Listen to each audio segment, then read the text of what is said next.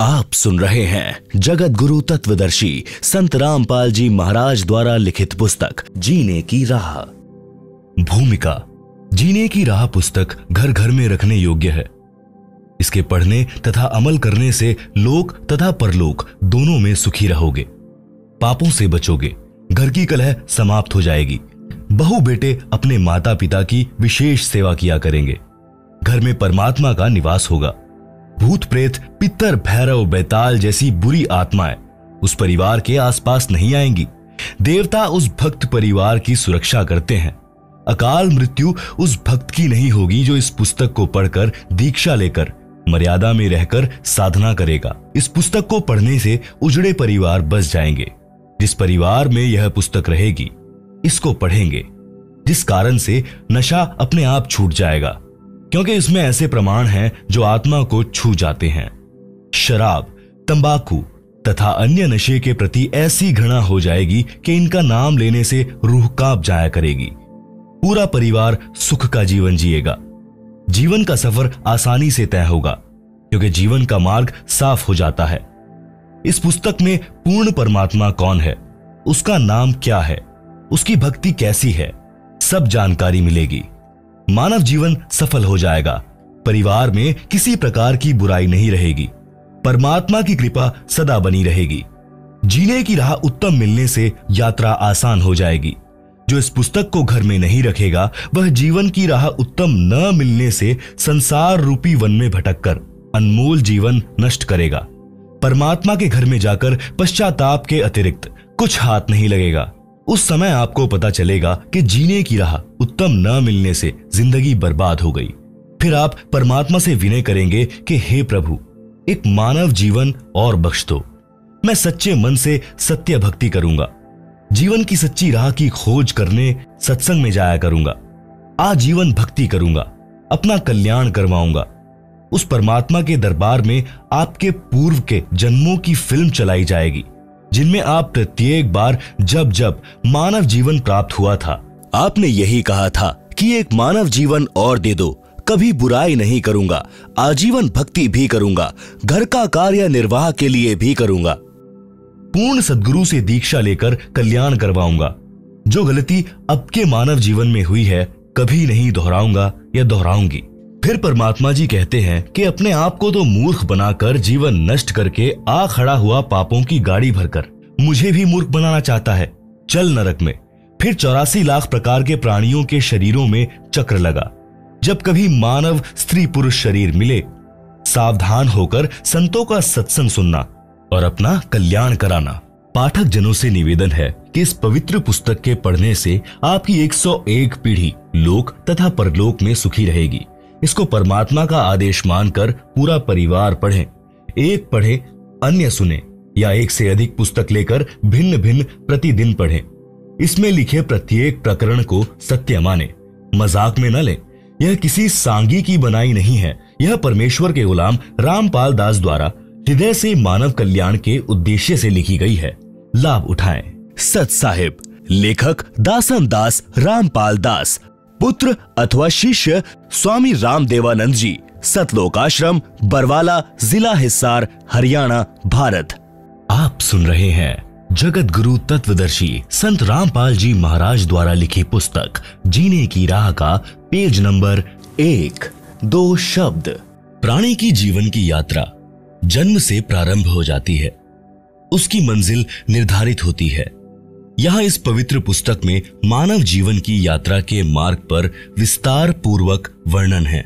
मानव यानी स्त्री पुरुष की मंजिल मोक्ष प्राप्ति है। उसके मार्ग में पाप तथा पुण्य कर्मों के गड्ढे तथा कांटे हैं।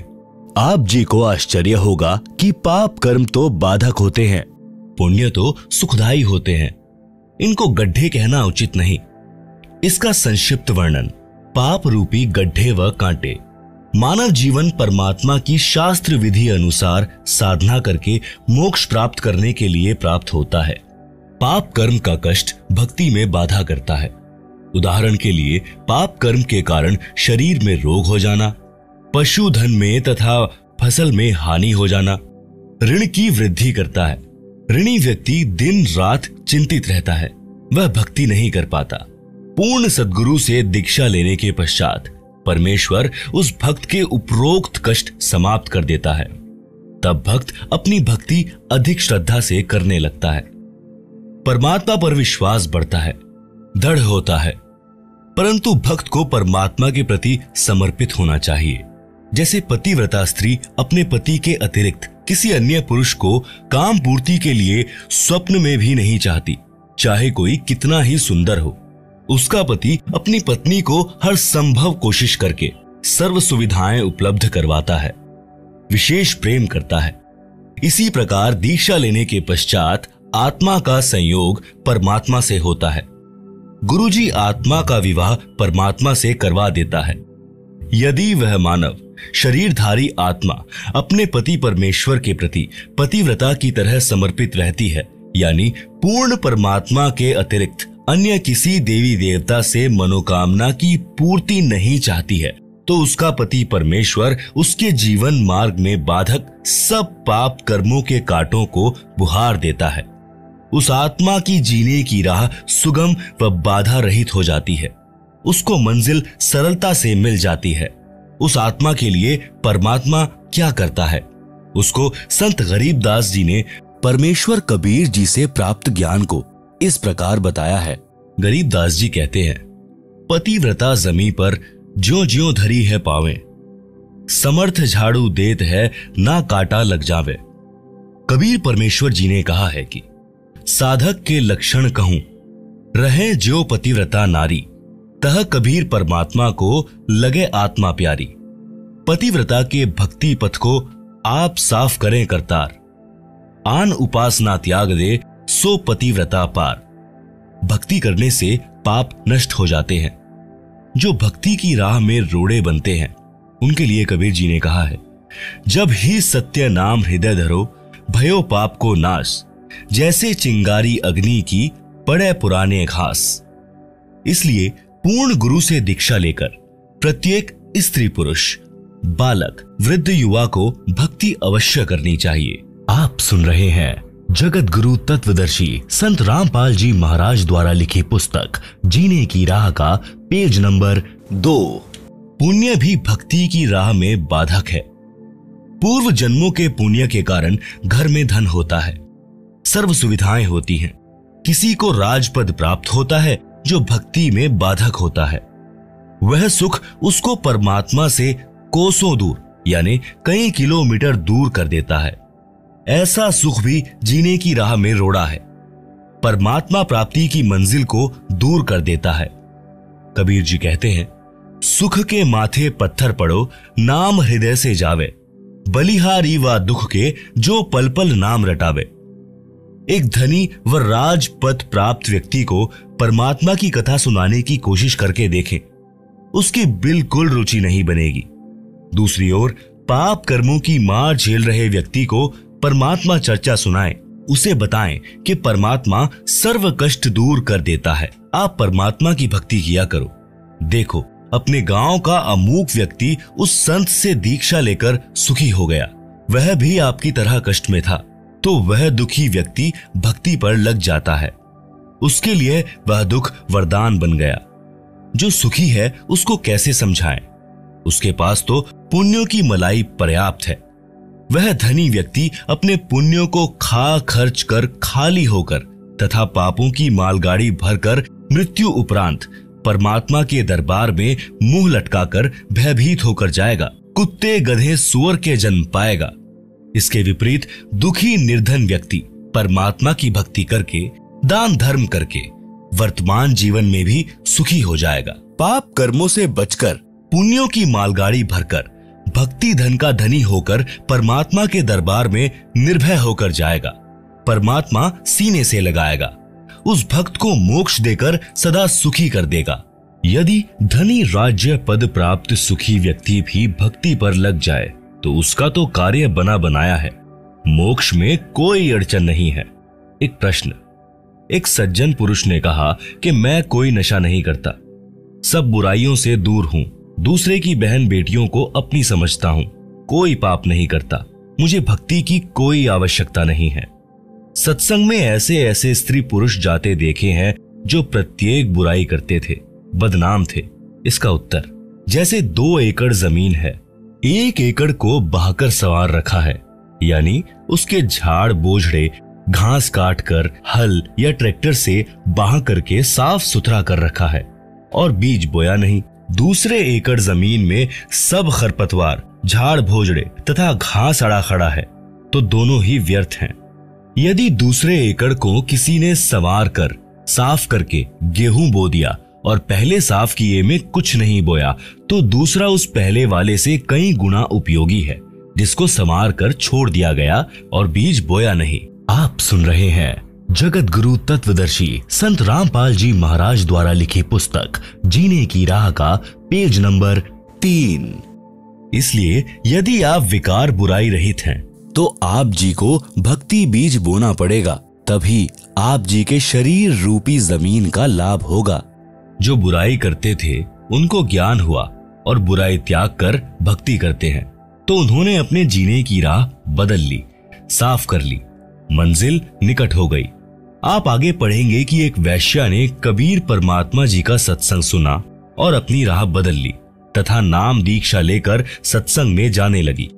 नगर के लोगों को अच्छा नहीं लगा, मुंह जोड़कर बातें बनाने लगे कि कबीर के सत्संग में बदनाम औरतें जाती हैं, ये अच्छे संत नहीं हैं। सब ऐसे ही लोग लुगाई इसके सत्संग में जाते हैं, अपनी बहन बेटियों को वहां मत जाने देना। ये विचार लोगों के सुनकर कुछ भक्त भी गुरुजी से गांव वालों की भाषा बोलने लगे। तब परमेश्वर कबीर जी ने बताया, कुष्टी हो संत बंदगी कीजिए, जे हो वैश्या को प्रभु विश्वास, चरण चित्त दीजिए। भावार्थ, यदि किसी भक्त को कुष्ठ रोग है और वह भक्ति करने लगा है, तो भक्त समाज को चाहिए कि उससे घृणा न करे, उसको प्रणाम करे जैसे अन्य भक्तों को करते हैं। उसका सम्मान करना चाहिए, उसका हौसला बढ़ाना चाहिए। भक्ति करने से उसका जीवन सफल होगा, रोग भी ठीक हो जाएगा। इसी प्रकार किसी वैश्या बेटी बहन को प्रेरणा बनी है भक्ति करने की, सत्संग में आने की, तो उसको परमात्मा पर विश्वास हुआ है। वह सत्संग विचार सुनेगी तो बुराई भी छूट जाएगी, उसका कल्याण हो जाएगा, समाज से बुराई निकल जाएगी। यदि वह सत्संग में आएगी ही नहीं, तो उसको अपने पाप कर्मों का एहसास कैसे होगा? जैसे मैला वस्त्र जल तथा साबुन के संपर्क में नहीं आएगा तो निर्मल कैसे होगा? इसीलिए ऐसी बदनाम स्त्री भी भक्ति करती है तो उसको भी विशेष आदर से बुलाएं, ताकि उसको सत्संग में आने में संकोच ना हो। यदि उसको रोकोगे तो आप पाप के भागी बन जाओगे। इससे आगे की कथा में आप इसी पुस्तक जीने की राह में पृष्ठ नंबर 107 पर पढ़ेंगे, जिसकी हेडिंग है कबीर जी द्वारा शिष्यों की परीक्षा। श्रीमद् भागवत गीता के अध्याय 9 श्लोक 30 में भी यही प्रमाण है। लिखा है कि कोई अतिशय दुराचारी व्यक्ति भी है, यदि वह विश्वास के साथ परमात्मा की भक्ति करने लग गया है, तो उसे महात्मा के तुल्य मानना चाहिए। वह संतों के विचार सुनकर सुधर जाएगा और अपना कल्याण करवा लेगा। इसलिए मानव शरीरधारी प्राणी को परमात्मा की भक्ति तथा शुभ कर्म, दान धर्म गुरु जी की शरण में आकर अवश्य करने चाहिए। पूज्य कबीर परमेश्वर जी ने कहा है कि मानुष जन्म दुर्लभ है, मिले न बारंबार, तरवर से पत्ता टूट गिरे, बहुर न लागे डार। भावार्थ, कबीर परमात्मा जी ने समझाया है कि हे मानव शरीरधारी प्राणी, यह मानव जन्म स्त्री पुरुष बहुत कठिनता से युगों पर्यंत प्राप्त होता है। ये बार बार नहीं मिलता। इस शरीर के रहते रहते शुभ कर्म तथा परमात्मा की भक्ति कर, अन्यथा यह शरीर समाप्त हो गया तो आप पुनः इसी स्थिति यानी मानव शरीर को प्राप्त नहीं कर पाओगे। जैसे वृक्ष से पत्ता टूटने के पश्चात उसी डाल पर पुनः नहीं लगता। इसीलिए इस मानव शरीर के अवसर को व्यर्थ न गवा। कबीर जी ने फिर कहा, मानुष जन्म पाए कर नहीं रटे हरि नाम, जैसे कुआं जल बिना बनवाया क्या काम। भावार्थ, मानव जीवन में यदि भक्ति नहीं करता तो वह जीवन ऐसा है जैसे सुंदर कुआं बना रखा है। यदि उसमें जल ही नहीं है या जल है तो खारा यानी पीने योग्य नहीं है। उसका भी नाम भले ही कुआं है, परंतु गुण कुएं वाले नहीं हैं। इसी प्रकार मनुष्य भक्ति नहीं करता तो उसको भी मानव कहते हैं, परंतु मनुष्य वाले गुण नहीं हैं। पूर्व जन्मों में किए शुभ अशुभ कर्मों तथा भक्ति के कारण कोई स्वस्थ है, वह अचानक रोगी हो जाता है और लाखों रुपए उपचार पर खर्च करके मृत्यु को प्राप्त हो जाता है। कोई जन्म से रोगी होता है, आजीवन कष्ट भोग कर मर जाता है। कोई निर्धन होता है, कोई धनवान ही जन्मता है। किसी के लड़के लड़की होते हैं तो किसी को संतान प्राप्त ही नहीं होती, किसी को पुत्री पुत्री ही संतान होती है, चाहने पर भी पुत्र नहीं होता। ये सब पूर्व जन्मों के कर्मों का फल मानव भोगता है। जब तक पुनः भक्ति प्रारंभ नहीं करता, तब तक पूर्व वाले संस्कार ही प्राणी को प्राप्त होते हैं। जिस समय पूर्ण सद्गुरु से दीक्षा लेकर मर्यादा से भक्ति करने लगता है, तो शुभ संस्कारों में वृद्धि होने से दुख का वक्त सुख में बदलने लग जाता है। आप सुन रहे हैं जगत गुरु तत्वदर्शी संत रामपाल जी महाराज द्वारा लिखी पुस्तक जीने की राह का पेज नंबर 4, मानव जीवन की आम धारणा। जब तक यथार्थ आध्यात्मिक ज्ञान नहीं होता, तो जन साधारण की धारणा होती है कि बड़ा होकर पढ़ लिख कर अपने निर्वाह की खोज करके विवाह कराकर परिवार पोषण करेंगे, बच्चों को उच्च शिक्षा तक पढ़ाएंगे, फिर उनको रोजगार मिल जाए, उनका विवाह करेंगे, परमात्मा संतान को संतान दे, फिर हमारा कर्तव्य पूरा हुआ। कई बार गांव या गवांड यानी पड़ोसी गांव के वृद्ध इकट्ठे होते तो आपस में कुशल मंगल जानते। तो एक ने कहा कि परमात्मा की कृपा से 2 लड़के तथा 2 लड़की हैं, कठिन परिश्रम करके पाला पोसा तथा पढ़ाया, विवाह कर दिया, सब के सब बेटा बेटियों वाले हैं। मेरा कार्य पूर्ण हुआ, 75 वर्ष का हो गया हूँ, अब बेशक मौत हो जाए, मेरा जीवन सफल हुआ, वंश बेल चल पड़ी, संसार में नाम रहेगा। इसका विवेचन उपरोक्त प्रसंग में जो भी प्राप्त हुआ वह पूर्व निर्धारित संस्कार ही प्राप्त हुआ, नया कुछ नहीं मिला। आप सुन रहे हैं जगत गुरु तत्वदर्शी संत रामपाल जी महाराज द्वारा लिखी पुस्तक जीने की राह का पेज नंबर 5। एक व्यक्ति का विवाह हुआ, संतान रूप में बेटी हुई। मानव समाज की धारणा रही है कि पुत्र नहीं है तो उसका वंश नहीं चलता, परंतु आध्यात्मिक ज्ञान की दृष्टि से पुत्र पुत्री में कोई अंतर नहीं माना जाता। आशा लगी कि दूसरा पुत्र तो बेटा होगा, मगर दूसरी भी लड़की हुई। फिर आशा लगी कि परमात्मा तीसरा तो पुत्र दे, परंतु तीसरी भी लड़की हुई। इस प्रकार कुल 5 बेटियां हुई, पुत्र का जन्म हुआ ही नहीं। इस उदाहरण से स्पष्ट होता है कि न तो मानव का चाहा हुआ और न ही किया हुआ, जो कुछ हुआ संस्कार वश ही हुआ। यह परमेश्वर का विधान है। मानव शरीर प्राप्त प्राणी को वर्तमान जन्म में पूर्ण संत से दीक्षा लेकर भक्ति करनी चाहिए तथा पुण्य दान, धर्म तथा शुभ कर्म अवश्य करने चाहिए। अन्यथा पूर्व जन्म के पुण्य मानव जीवन में खा खर्च कर खाली होकर परमात्मा के दरबार में जाएगा, फिर पशु आदि के जीवन भोगने पड़ेंगे। जैसे किसान अपने खेत में गेहूं, चना आदि बीजता है, फिर परिश्रम करके उन्हें परिपक्व करके घर लाकर अपने कोठे या कक्ष में भर लेता है। यदि वह पुनः बीज बोकर फसल तैयार नहीं करता है और पूर्व के वर्ष के गेहूं व चने को खा खर्च रहा है, तो वर्तमान में तो उसे कोई आपत्ति नहीं आएगी, क्योंकि पूर्व वर्ष के गेहूं चना शेष हैं, परंतु एक दिन वह पूर्व वाला संग्रह किया अन्न समाप्त हो जाएगा और वह किसान परिवार भिखारी हो जाएगा। ठीक इसी प्रकार मानव शरीर में जो भी प्राप्त हो रहा है वह पूर्व के जन्मों का संग्रह है। यदि वर्तमान में शुभ कर्म तथा भक्ति नहीं की तो भविष्य का जीवन नरक हो जाएगा। अध्यात्म ज्ञान होने के पश्चात मानव बुद्धिमान किसान की तरह प्रति वर्ष प्रत्येक मौसम में दान धर्म स्मरण रूपी फसल बोएगा तथा अपने घर में संग्रह करके खाएगा तथा बेचकर अपना खर्च भी चलाएगा। यानी पूर्ण गुरु जी से दीक्षा लेकर उनके बताए अनुसार साधना तथा दान धर्म प्रति समागम में करके भक्ति धन को संग्रह करेगा। इसीलिए परम संत मानव को जीने की राह बताता है।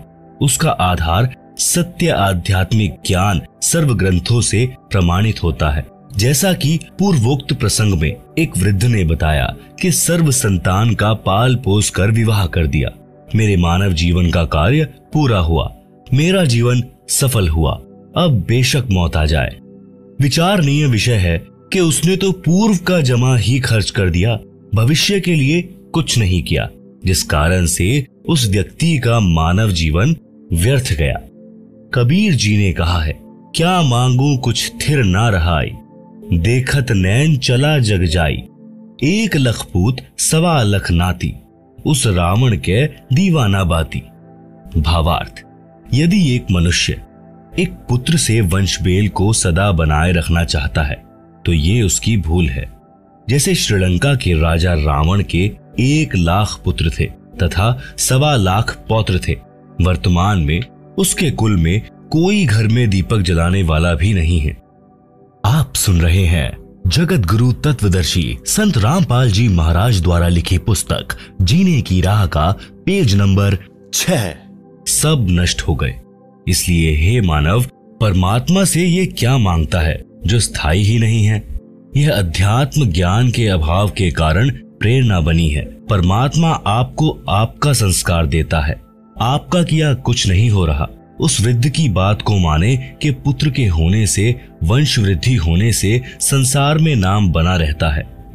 एक गांव में प्रारंभ में 4 या 5 व्यक्ति थे। उनके वंश के सैकड़ों परिवार बने हैं। उनका वंश चल रहा है, उनका संसार में नाम भी चल रहा है। परंतु शास्त्रोक्त विधि से भक्ति न करने के कारण परमात्मा के विधानानुसार वह भला पुरुष कहीं गधा बनकर कष्ट उठा रहा होगा। वहां पर गधे के वंश की वृद्धि करके, फिर कुत्ते का जन्म प्राप्त करके, वहां उस कुल की वृद्धि करके, अन्य प्राणियों के शरीर प्राप्त करके असंख्यों जन्म कष्ट उठाएगा। भावार्थ है कि मानव जीवन प्राप्त प्राणी को चाहिए कि सांसारिक कर्तव्य कर्म करते करते आत्म कल्याण का कार्य भी करे, जिस कारण से परिवार से आने वाली पूर्व पाप की मार भी टलेगी, परिवार खुशहाल रहेगा। अन्यथा शुभ अशुभ दोनों कर्मों का फल भोगने से कभी सुख तथा कभी दुख का कहर भी झेलना पड़ता है। एक समय दास यानी लेखक एक गांव में 3 दिन का सत्संग पाठ कर रहा था। उसी परिवार का एक रिश्तेदार एक 4 वर्ष के लड़के को साथ लिए आया। चर्चा में उसने बताया कि मुझे 4 पुत्र 2 पुत्री संतान रूप में प्राप्त हुई, सबका विवाह कर दिया। मेरे जैसा सुखी हमारे गांव में शायद ही कोई था। फिर ऐसी नौबत आई कि 2 वर्ष में घर उजड़ गया। 2 बेटे मोटरसाइकिल पर ससुराल जा रहे थे, दुर्घटना में भगवान के घर चले गए। उनकी पत्नी भी अन्य गांव में विवाह कर दी। 1 वर्ष पश्चात एक पुत्र को खेत में ट्यूबवेल पर रात्रि में सर्प ने डस लिया, मृत मिला। चौथा इस दुख से हृदयाघात से चल बसा। सब बहुएं भी चली गई। पत्नी का मानसिक संतुलन बिगड़ गया। ये लड़का बड़ी लड़की का है, जिसके सहारे दिन काट रहा हूं। बेटी को घर पर रखा है। प्रिय पाठकों से निवेदन है कि विवेक से काम ले और मानव जीवन की सच्ची राह पकड़े, भक्ति अवश्य करें। संतान होना या ना होना ये आपके पूर्व के कर्मों का फल है। यदि संतान को धर्म कर्म का ज्ञान नहीं है तो वह चाहे कितनी ही नेक हो, कभी ना कभी गलती कर ही देगी। वह सब पाप कर्मों के कारण होगा। एक व्यक्ति ने बताया कि मेरा ससुर 4 एकड़ का जाट किसान था। उसने दिन रात मेहनत करके कुल 16 एकड़ जमीन खरीद कर बना ली, यानी 12 एकड़ जमीन और मोल ले ली। 4 लड़के थे और एक लड़की थी। सबकी शादी कर दी। 60 वर्ष की आयु में मेरे ससुर जी को अधरंग मार गया। चारों लड़के भिन्न रहते थे।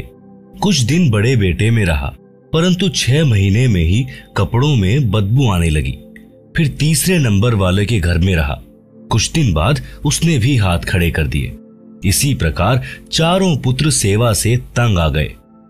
गांव की पंचायत ने मेरे ससुर जी की सेवा कराने के उद्देश्य से 2 एकड़ जमीन उसको अधिक देने का फैसला किया, जो बेटा अपने पिता की सेवा करेगा। आप सुन रहे हैं जगत गुरु तत्वदर्शी संत रामपाल जी महाराज द्वारा लिखी पुस्तक जीने की राह का पेज नंबर 7।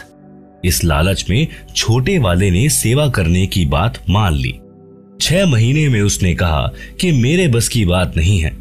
रिश्तेदार इकट्ठे हुए, सब बच्चों को सभी प्रकार से समझाया, परंतु कोई सेवा को तैयार नहीं हुआ। वह भक्त बता रहा था कि मेरा ससुर बोल भी नहीं पा रहा था। जब छोटा पोता सामने आया तो गर्दन के संकेत से कह रहा था कि आजा मेरे पास, लाड करूंगा। यह भूल पड़ी है, बेटों ने तो कर दी मौज, पोतों की कसर बाकी है। उन 2 एकड़ को ठेके पर देकर उसके लिए एक नौकर रखा, दुर्गति से मरा। विचार करें कि ऐसे कमेरे व्यक्ति को ये भी ज्ञान होता कि भक्ति तथा धर्म के बिना मानव जीवन नरक बन जाता है, तो वह उसके साथ साथ परमात्मा की भक्ति भी करता तथा ऐसी दशा को प्राप्त नहीं होता। बच्चे भी सेवा करते। सत्संग में यही शिक्षा दी जाती है। श्रद्धालुओं को दया धर्म का पाठ पढ़ाया जाता है।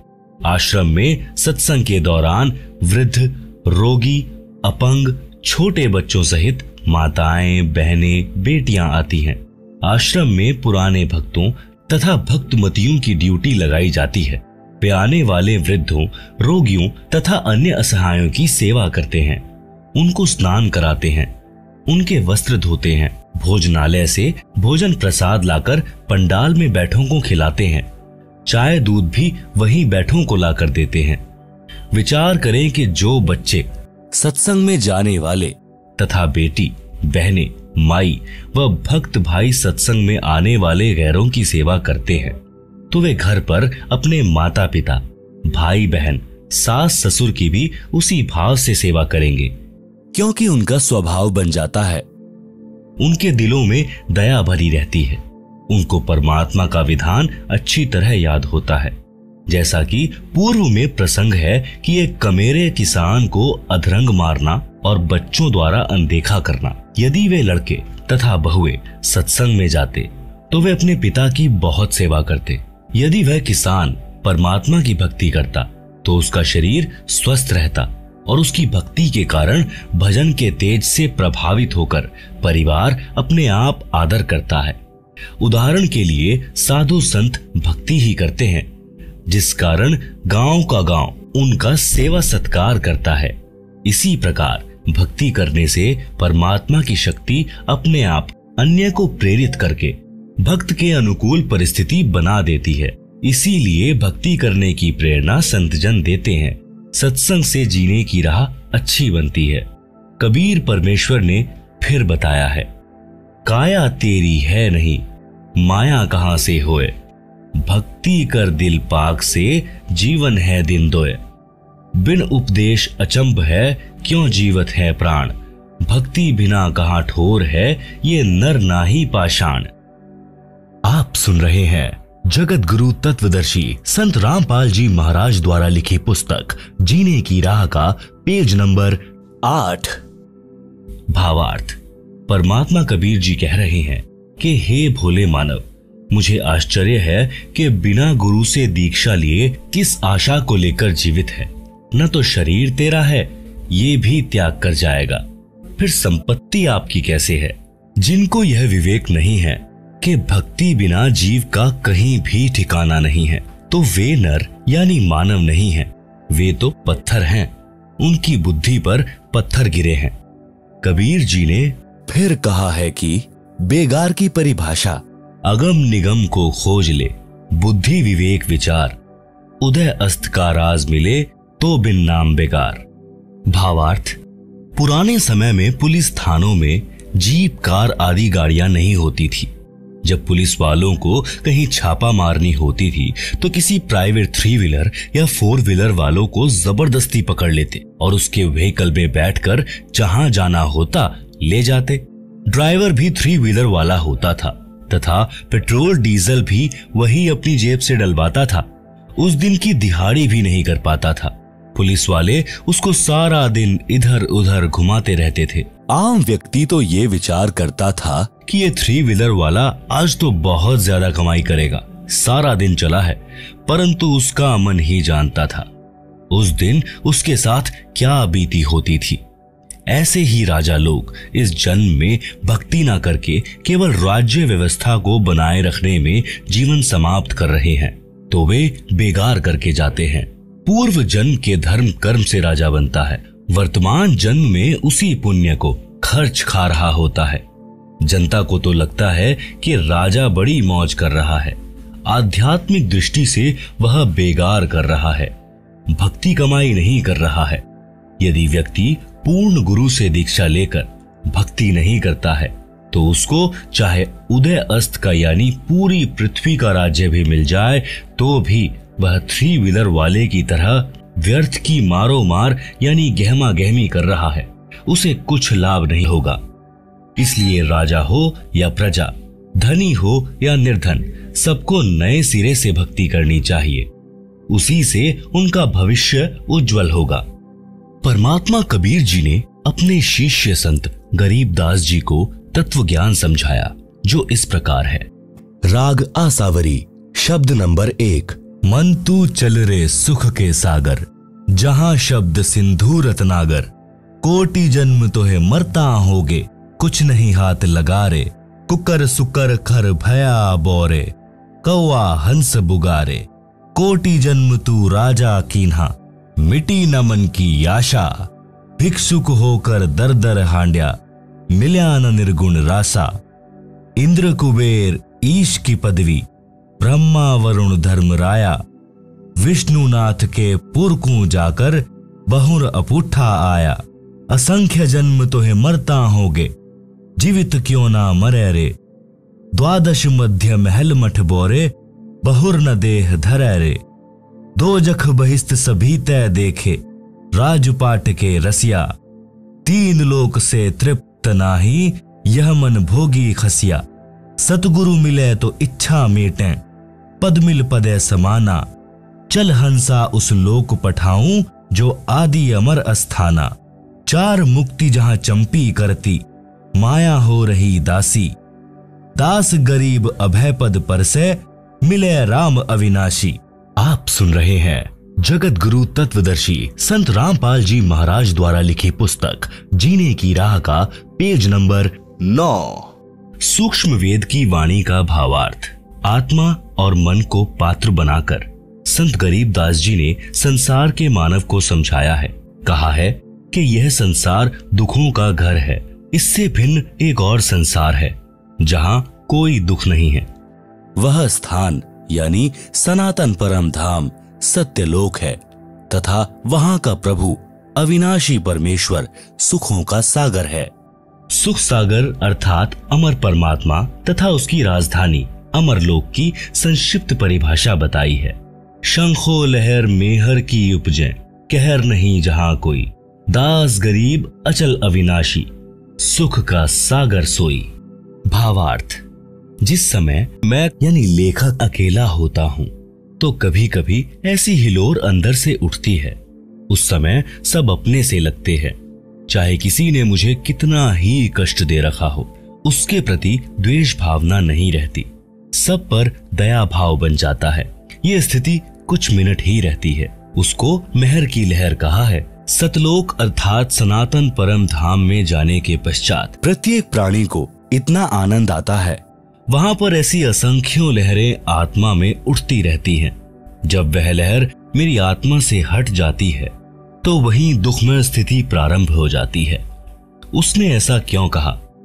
वह व्यक्ति अच्छा नहीं है, वो हानि हो गई, यह हो गया, वो हो गया। यह कहर की लहर यानी दुख की लहर कही जाती है। उस सतलोक में असंख्य लहर मेहर की उठती हैं, यानी दया की उठती हैं। वहां कोई कहर नहीं है। वैसे तो सतलोक में कोई दुख नहीं है। कहर का अर्थ भयंकर कष्ट होता है। जैसे एक गांव में आपसी रंजिश के चलते विरोधियों ने दूसरे पक्ष के एक परिवार के 3 सदस्यों की हत्या कर दी। कहीं पर भूकंप के कारण हजारों व्यक्ति मर जाते हैं। उसे कहते हैं कहर टूट पड़ा या कहर कर दिया। ऊपर लिखी वाणी में सुख सागर की परिभाषा संक्षिप्त में बताई है। कहा है कि वह अमर लोक अचल अविनाशी अर्थात कभी चलायमान अर्थात ध्वंस नहीं होता तथा वहां रहने वाला परमेश्वर अविनाशी है। वह स्थान तथा परमेश्वर सुख का समुद्र है। जैसे समुद्री जहाज बंदरगाह के किनारे से 100 या 200 किलोमीटर दूर चला जाता है तो जहाज के यात्रियों को जल अर्थात समुद्र के अतिरिक्त कुछ भी दिखाई नहीं देता, सब ओर जल ही जल नजर आता है। इसी प्रकार सतलोक में सुख के अतिरिक्त कुछ भी नहीं है अर्थात वहां कोई दुख नहीं है। अब पूर्व में लिखी वाणी का सरलार्थ किया जाता है।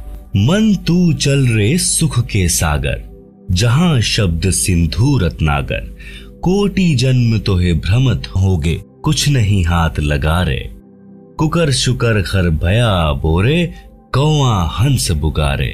आप सुन रहे हैं जगत गुरु तत्वदर्शी संत रामपाल जी महाराज द्वारा लिखी पुस्तक जीने की राह का पेज नंबर 10। भावार्थ।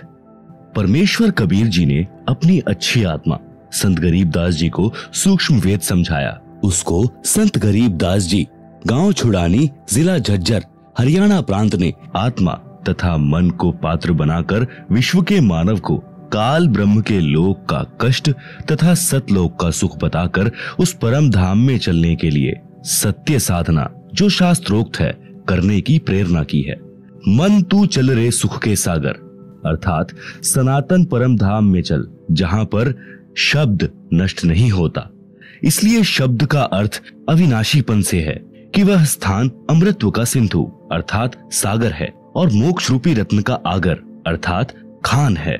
इस काल ब्रह्म के लोक में आप जी ने भक्ति भी की, परंतु शास्त्रानुकूल साधना बताने वाले तत्वदर्शी संत न मिलने के कारण आप करोड़ों जन्मों से भटक रहे हो। करोड़ों अरबों रुपए संग्रह करने में पूरा जीवन लगा देते हो, फिर मृत्यु हो जाती है। वह जोड़ा हुआ धन जो आपके पूर्व के संस्कारों से प्राप्त हुआ था उसे छोड़कर संसार से चला गया।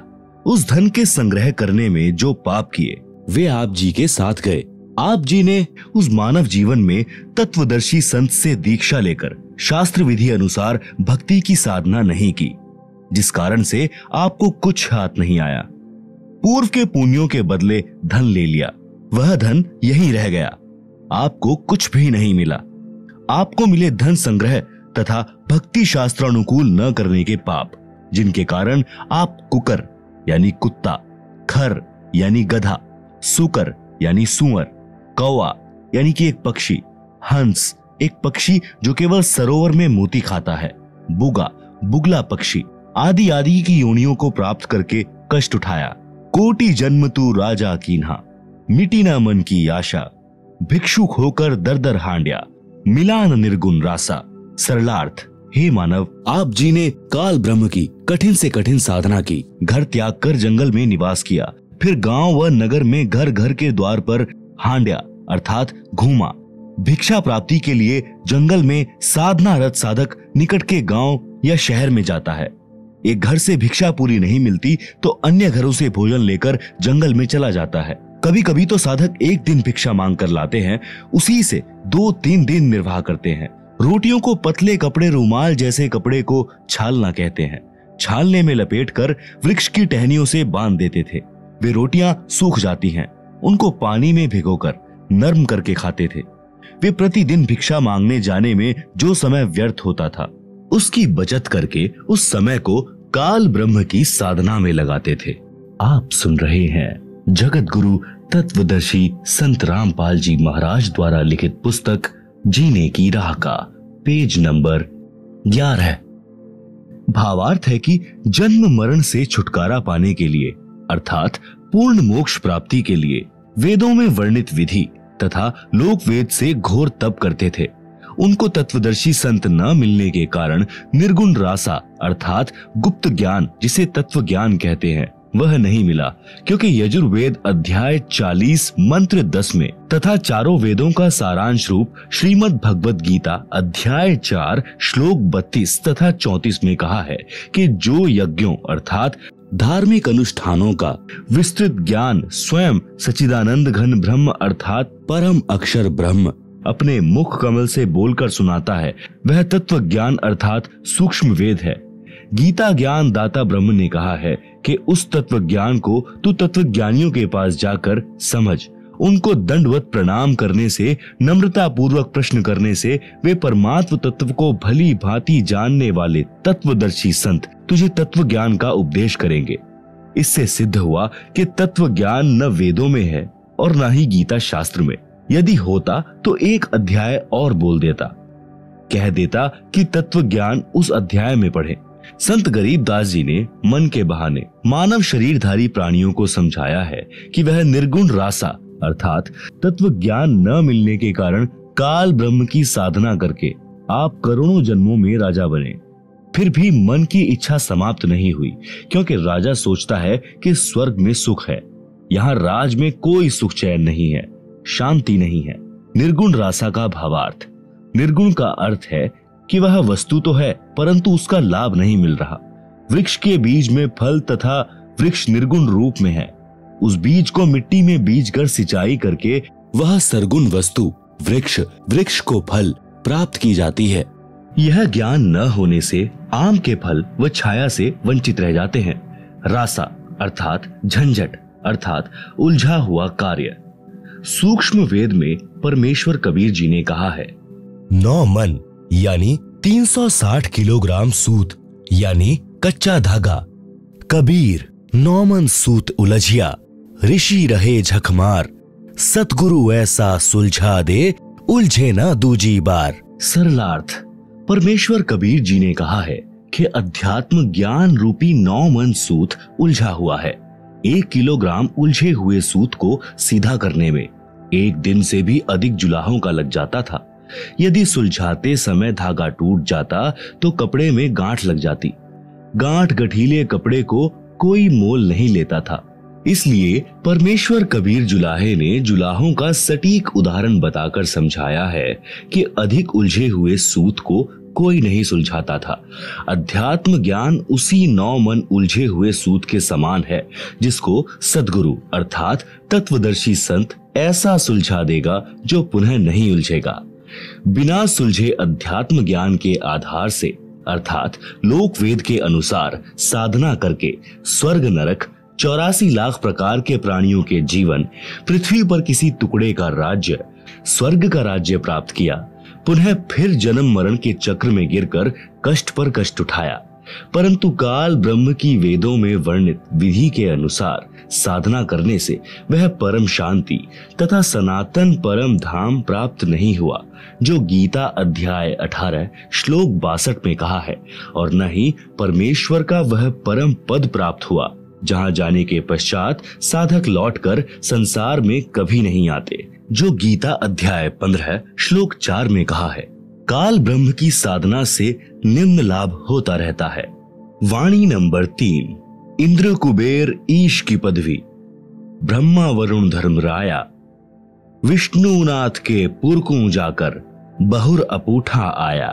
आप सुन रहे हैं जगत गुरु तत्वदर्शी संत रामपाल जी महाराज द्वारा लिखित पुस्तक जीने की राह का पेज नंबर 12।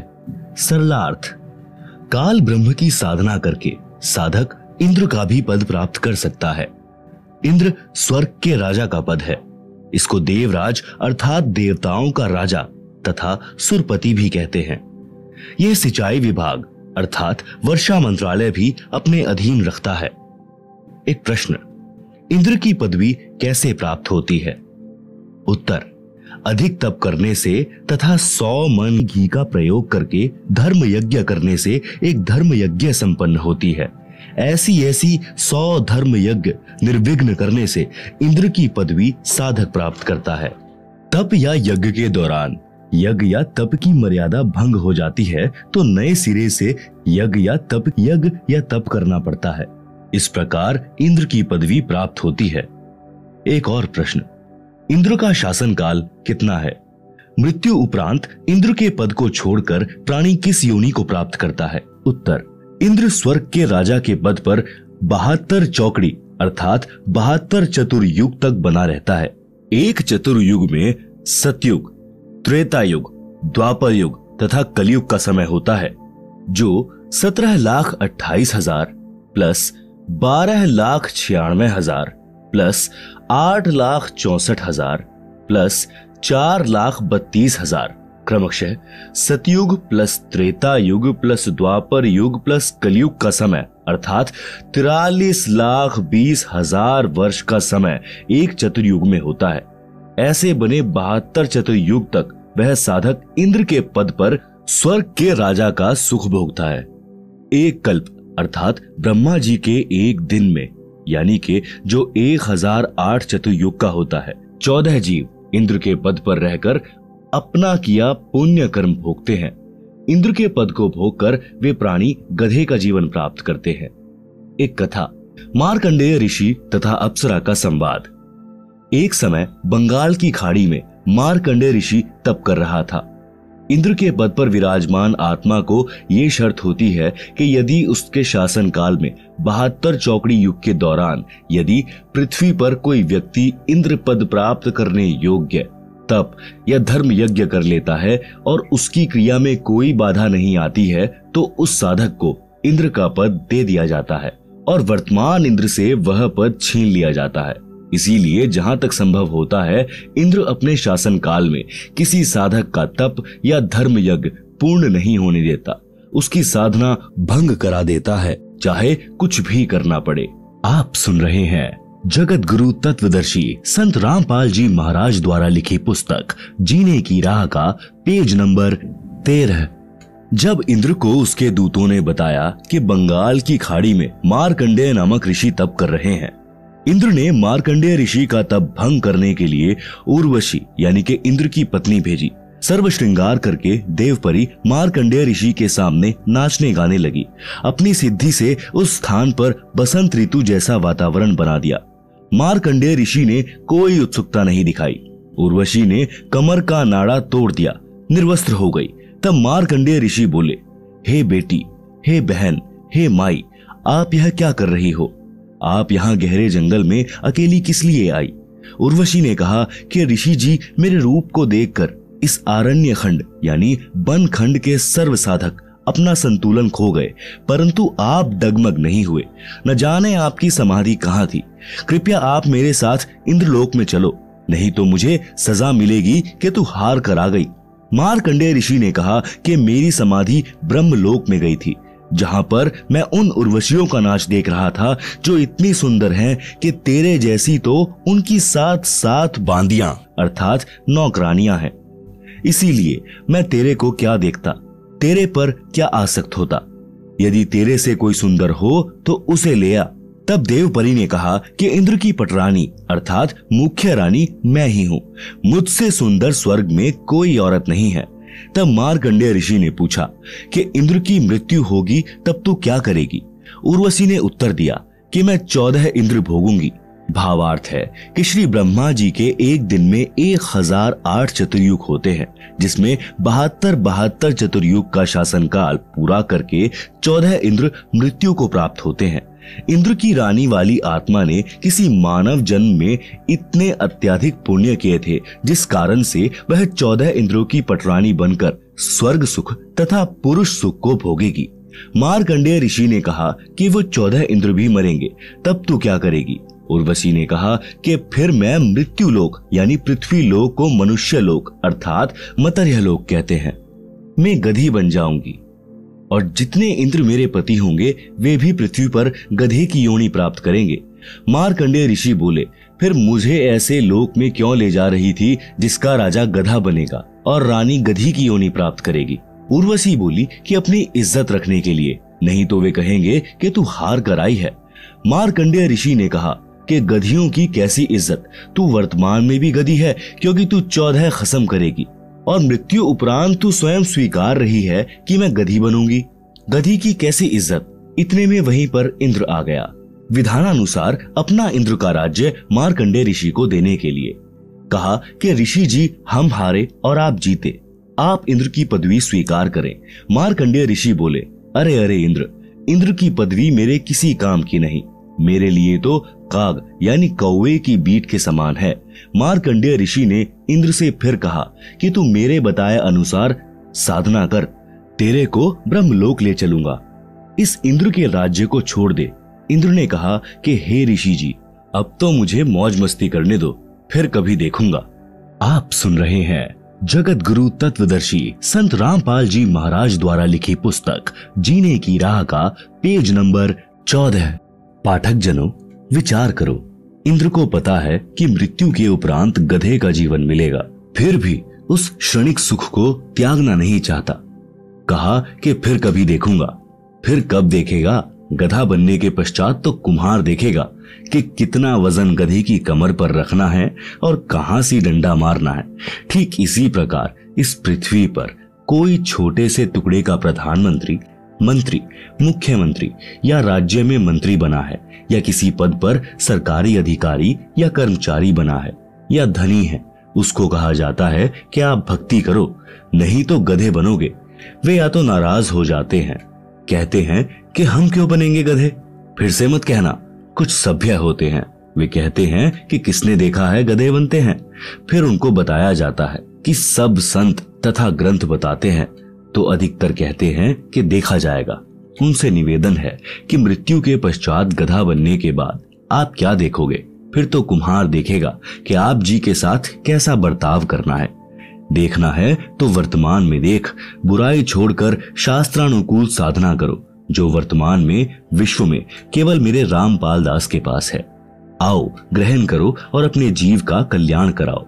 ऊपर लिखी वाणी नंबर 3 में बताया है कि इंद्र, कुबेर तथा ईश की पदवी प्राप्त करने वाले तथा ब्रह्मा जी का पद तथा वरुण, धर्मराय का पद प्राप्त करके तथा विष्णु जी के लोक को प्राप्त कर देव पद प्राप्त भी वापस जन्म मरण के चक्र में रहता है। स्वर्ग लोक में 33 करोड़ देव पद हैं। जैसे भारतवर्ष की संसद में 540 सांसदों के पद हैं। व्यक्ति बदलते रहते हैं। उन्हीं सांसदों में से प्रधानमंत्री तथा अन्य केंद्रीय मंत्री आदि आदि बनते हैं। इसी प्रकार उन 33 करोड़ देवताओं में से ही कुबेर का पद अर्थात धन के देवता का पद प्राप्त होता है, जैसे वित्त मंत्री होता है। ईश की पदवी का अर्थ है प्रभु पद, जो लोक वेद में कुल 3 माने गए हैं। 1 श्री ब्रह्मा जी, 2 श्री विष्णु जी तथा 3 श्री शिव जी। वरुण देव जल का देवता है। धर्मराय मुख्य न्यायाधीश हैं, जो सब जीवों को कर्मों का फल देता है। उसे धर्मराज भी कहते हैं। ये सर्व काल ब्रह्म की साधना करके पद प्राप्त करते हैं। पुण्य श्रीण यानी समाप्त होने के पश्चात सर्व देवता पद से मुक्त करके पशु पक्षियों आदि की 84 लाख प्रकार की योनियों में डाले जाते हैं। फिर नए ब्रह्मा जी, नए विष्णु जी तथा नए शिव जी इन पदों पर विराजमान होते हैं। ये सर्व उपरोक्त देवता जन्मते मरते हैं। ये अविनाशी नहीं है। इनकी स्थिति आप जी को सृष्टि रचना अध्याय में इसी पुस्तक में स्पष्ट होगी कि ये कितने प्रभु हैं, किसके पुत्र हैं तथा कौन इनकी माता जी हैं। अन्य प्रमाण श्री देवी पुराण सचित्र मोटा टाइप केवल हिंदी गीता प्रेस गोरखपुर से प्रकाशित के 3रे स्कंद में पृष्ठ 123 पर लिखा है कि तुम शुद्ध स्वरूपा हो। यह सारा संसार आपसे ही उद्भासित हो रहा है। मैं, विष्णु, ब्रह्मा और शंकर आपकी कृपा से विद्यमान हैं। हमारा तो आविर्भाव अर्थात जन्म तथा तिरोभाव अर्थात मृत्यु हुआ करता है। आप प्रकृति देवी हैं। आप सुन रहे हैं जगत गुरु तत्वदर्शी संत रामपाल जी महाराज द्वारा लिखी पुस्तक जीने की राह का पेज नंबर 15। शंकर भगवान बोले कि हे देवी, यदि ब्रह्मा के पश्चात उत्पन्न होने वाले विष्णु आपसे उत्पन्न हुए हैं, तो क्या मैं तमोगुणी लीला करने वाला शंकर क्या आपकी संतान नहीं हुआ? अर्थात मुझे भी उत्पन्न करने वाली तुम ही हो।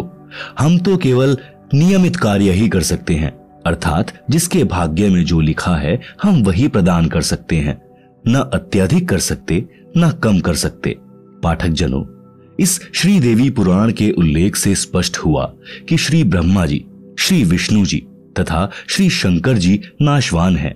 इनकी माता जी का नाम श्री देवी दुर्गा है। अधिक जानकारी आप सृष्टि रचना अध्याय से ग्रहण करेंगे, जो इसी पुस्तक में पीछे पृष्ठ 254 पर लिखी है। ये प्रधान देवता है।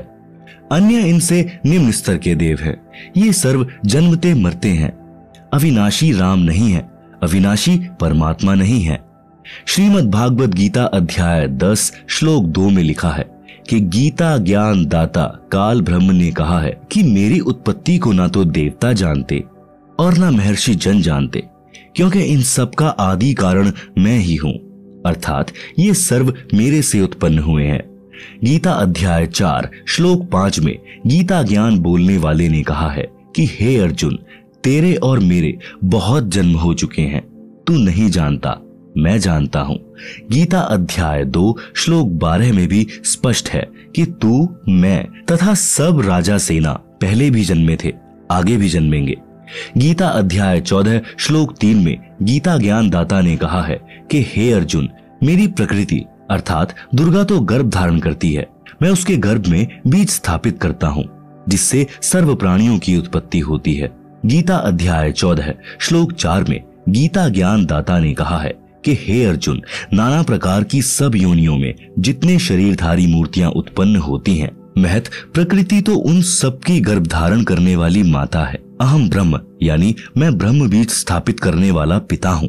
गीता अध्याय 14 श्लोक 5 गीता ज्ञान दाता ने स्पष्ट किया है कि हे अर्जुन, सत्व गुण श्री विष्णु जी, रज गुण श्री ब्रह्मा जी तथा तम गुण श्री शिव जी, ये प्रकृति अर्थात दुर्गा देवी से उत्पन्न तीनों देवता अर्थात तीनों गुण अविनाशी जीवात्मा को कर्मों के अनुसार शरीर में बांधते हैं। उपरोक्त प्रमाणों से स्पष्ट हुआ कि उपरोक्त देवता नाशवान है तथा काल ब्रह्म की संतान है। प्रसंग चल रहा है कि वाणी संख्या 3 का सरलार्थ इंद्र, कुबेर, ईश अर्थात ब्रह्मा विष्णु शिव तक की पदवी प्राप्त करके तथा वरुण धर्मराय की पदवी तथा श्री विष्णुनाथ के लोक को प्राप्त करके भी जन्म मरण के चक्र में रहते हैं। आप सुन रहे हैं जगत गुरु तत्वदर्शी संत रामपाल जी महाराज द्वारा लिखी पुस्तक जीने की राह का पेज नंबर 16। मार्कंडेय ऋषि जी ब्रह्म साधना कर रहे थे, उसी को सर्वोत्तम मान रहे थे, इसीलिए इंद्र को कह रहे थे कि आ तेरे को ब्रह्म साधना का ज्ञान कराऊं। ब्रह्मलोक की तुलना में स्वर्ग का राज्य हलवे की तुलना में जैसे कौवे की बीट है। पाठक जनों, आप जी ने ब्रह्म साधना करने वाले श्री चुणक ऋषि, श्री दुर्वासा ऋषि तथा कपिल मुनि जिन्होंने ब्रह्म साधना की थी, उनकी साधना को गीता ज्ञान दाता ने गीता अध्याय 7 श्लोक 18 में अनुत्तम अर्थात घटिया बताया है। उसी श्रेणी की साधना मार्कंडेय ऋषि जी की थी, जिसको अति उत्तम मान कर रहे थे तथा इंद्र जी को भी राय दे रहे थे कि ब्रह्म साधना कर ले। सूक्ष्म वेद में कहा है कि औरों पंथ बतावही आप न जाने रहा, मोती मुक्ता दर्शत नाही, ये जग है सब अंधरे, दिखत के तो नैन जिसम है, फिरा मोतिया बिंदरे। वेद पढ़े पर भेद न जाने, बांचे पुराण 18, पत्थर की पूजा करें भूले सिरजनहारा। वाणी नंबर 1 का भावार्थ अन्य को मार्गदर्शन करते हैं, स्वयं भक्ति का मार्ग ज्ञान नहीं। वाणी नंबर 2 का भावार्थ तत्वदर्शी संत के अभाव के कारण मोती मुक्ता यानी मोक्ष रूपी मोती अर्थात मोक्ष मंत्र दिखाई नहीं देता। यह सर्व संसार अध्यात्म ज्ञान नेत्रहीन अंधा है। जिस किसी को मोतियाबिंद जो एक प्रकार का नेत्र रोग है, जिसमें आंखें स्वस्थ दिखाई देती हैं, परंतु उस रोगग्रस्त व्यक्ति को कुछ दिखाई नहीं देता। यह उदाहरण देकर बताया है कि फर्राटेदार संस्कृत भाषा बोलते हैं, लगते हैं महाविद्वान हैं, परंतु सदग्रंथों के गूढ़ रहस्यों को नहीं जानते। इनको अज्ञान रूपी मोतियाबिंद हुआ है। वाणी नंबर 3 का भावार्थ वेदों को पढ़कर कंठस्थ करने वाले वेदों के गूढ़ रहस्यों को न समझकर उनके विरुद्ध साधना करते कराते हैं। वेदों में पत्थर की मूर्ति की पूजा का कहीं उल्लेख नहीं है। वे वेदों के विद्वान कहलाने वाले पत्थर पूजा करते तथा कराते हैं। वेदों में वर्णित सिरजनहार को भुला दिया है। श्रीमद् भगवत गीता अध्याय 4 श्लोक 25 से 29 तक यही बताया है कि जो साधक जैसी भी साधना करता है उसे उत्तम मान कर रहा होता है। सर्व साधक अपनी अपनी भक्ति को पाप नाश करने वाली जानते हैं। गीता अध्याय 4 श्लोक 32 में स्पष्ट किया है कि यज्ञों अर्थात धार्मिक अनुष्ठानों का ज्ञान स्वयं सच्चिदानंद घन ब्रह्म ने अपने मुख कमल से बोली वाणी में विस्तार के साथ कहा है। वह तत्व ज्ञान है जिसे जानकर साधक सर्व पापों से मुक्त हो जाता है।